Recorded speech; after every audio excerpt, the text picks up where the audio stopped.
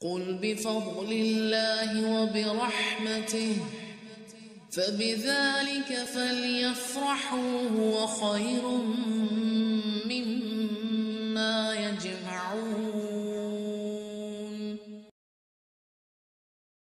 پھر 42 آیت میں دیکھا کہ الذین یظلمون الناس ویبغون فی الارض بغیر الحق، کہ وہ لوگ جو لوگوں پہ ظلم کرتے ہیں اور ناحق قسم کی سرکشیاں کرتے ہیں۔ تو ایسے لوگوں کو اگر آپ ایک میپ کی صورت میں دیکھیں تو جو جتنا غیر مسلموں سے مرعوب ہوگا، نمبر 1 حرام اور حلال سے بے نیاز ہوگا۔ آج دیکھیے بہت سارے مسلمان پک کا گوشت نہیں کھاتے لیکن شراب پیتے ہیں، کچھ شراب نہیں پیتے تو دوسری چیزوں میں چلے پڑتے ہیں، خود نمائی کرنے والے ہوں گے، ان کو اپنے آپ کو نمایاں کرنا اور بڑے بڑے گیجٹ کے ذریعے دنیا کو دکھانا اور اپنے فیورٹس جمع کرنا بڑے پسند ہوتے ہیں، ٹرینڈز کے پیچھے بھاگنے والے ہوتے ہیں، ٹرینڈ سیٹرز نہ بھی بنے نا تو ٹرینڈز کے پیچھے بھیگی بلی بن کے پھریں گے۔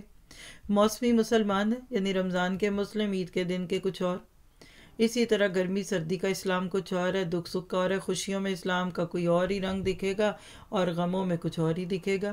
اسی طرح انا پرست ہوتے ہیں، سیلف میڈ کا نعرہ لگاتے ہیں، مقابلے بازی کرنے والے ہوتے ہیں اور جلد باز ہوتے ہیں۔ کیسا کردار سامنے آتا ہے؟ آپ دیکھیے کہ ایک چھوٹی سی مثال ہے، معروبیت سے شاید فائدہ ہو جائے، جس سے آپ کو دشمنی ہو، مطلب ایک دو بھائیوں کی مثال لے لیتے ہیں، اچھا لگے گا۔ کسی وجہ سے جھگڑا ہو گیا، بھائیوں میں تو سارا دن ہوتا ہے اور سارا دن صلح بھی ہو جاتی ہے ماشاءاللہ، یہ تو فطرت کا اصول ہے۔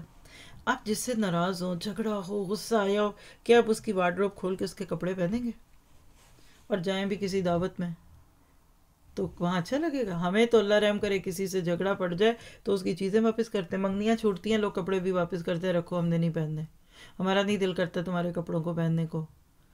کیا ہم غیر مسلموں کو حقیقت میں اسلام کے آئینے سے دیکھیں اور کفر اور شرک کے زاویوں سے پرکھیں تو دل چاہے گا ان کے ڈریس پہننے کو؟ ایک مثال دیتی ہوں، ہر سال ہی دیتی ہوں، میرا گمان ہے میری فیوریٹ مثال ہے، شاید کسی کو اس سال بھی اس سے فائدہ ہو۔ آپ دیکھیے کہ ایک شیر وہ ہے جو سرکس میں ہے، لوگ ٹکٹ دے کر جاتے ہیں اور اس کے تماشے دیکھتے ہیں، آج اس کی کوئی اور شکلیں ہوں گی لیکن بہرحال ایک فیمس چیز تو یہی ہے۔ اس کے علاوہ ایک شیر ہے جو جنگل میں رہتا ہے، لوگ اس سے ڈرتے ہیں، خوف کھاتے ہیں، فرق کس کا ہے؟ اس لیے کہ جو سرکس کا شیر ہے نا، یہ شیر کی کھال میں بھوسی بھری بھی ہے، سب کو پتہ ہے اس کے اندر بھوسی، اور اوپر کوئی ڈوریوں سے رسیوں سے اس کے ہاتھ پاؤں ہلا رہا ہے، لوگوں کو یہ شعبدہ بازی پتلی تماشا اچھا لگتا ہے۔ جب مسلمان شیر کی کھال میں بھوسی بھرا ہوا مسلمان ہوتا ہے تو لوگ اس کو اپنے اشاروں پہ نچاتے ہیں، جیسے کہ آج ہو رہا ہے۔ اس کے برعکس جنگل کا شیر اصلی مسلمان ہے، لوگ اس کا نام سن کے کانپنے لگتے ہیں۔ اللہ کرے کہ ہمیں اصلی شیر بنا دے، ہم اوپر کے اور اندر کے کچھ اور مسلمان نہ بن جائیں۔